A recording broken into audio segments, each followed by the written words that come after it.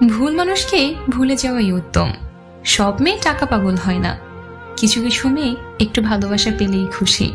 জোর করে কাউকে যেমন ভালোবাসা যায় না, ঠিক তেমনি জোর করে কারো ভালোবাসাও পাওয়া যায় না। ভালোবাসলেই ভালোবাসা পাবে এটা ভাবা ভুল, কারণ পৃথিবীটা এখন স্বার্থপর, শুধুই নিতে জানে, দিতে জানে না। নিজের বউকে তারাই রানীর মতো করে রাখে, যাদের মন মানসিকতাও রাজার মতন। আর যারা বউকে দাসী করে রাখে, তাদের মন মানসিকতা দাসের মতো।